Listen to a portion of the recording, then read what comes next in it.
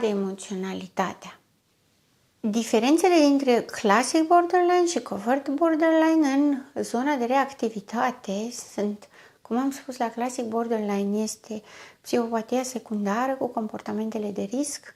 La covert borderline este vorba despre psihopatia primară, devine rece, detașat, nu este amorțit, ci pur și simplu nu le are. Intră în ostilitate, sfidare, nerespectarea autorității, ajunge să n-aibă lipsă de empatie, devine orientat spre scop, adică se comportă foarte mult ca psihopatul.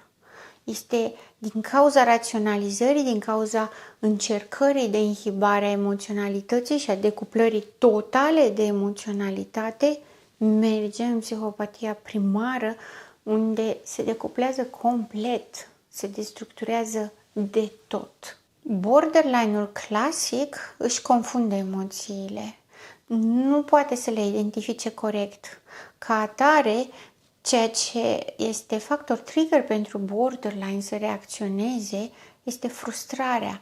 Nu le tolerează, nu tolerează să nu înțeleagă ce se întâmplă, își dorește să știe ce se întâmplă, își dorește să aibă un sens, dar nu reușește să aibă un sens. Și atunci această frustrare venită din neidentificarea emoțiilor, din confuzia care se produce pentru că înțelege că se întâmplă ceva cu ea, înțelege că este la limită, înțelege că riscă să aibă comportamente explozive care sunt în neregulă, doar că nu înțelege de ce îi se întâmplă asta.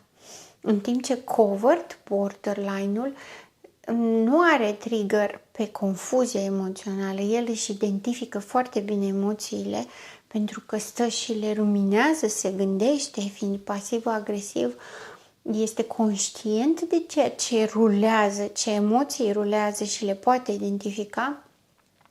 Mai degrabă la covert borderline, triggerul este plictiseala. Se plictisește foarte repede, pentru că are o emoționalitate explozivă, renunță la ea foarte repede și atunci rămâne un gol. Și golul trebuie stopat de ceva, tocmai de aceea se plictisește și devine ostil, agresiv, are nevoie să umple spațiu cu ceva. Pentru că e obișnuit să simtă. Nu-i place că simte în exces, nu-i place că toate sunt prea intense, dar trebuie să simtă. Este ca un drog la care nu se poate abține.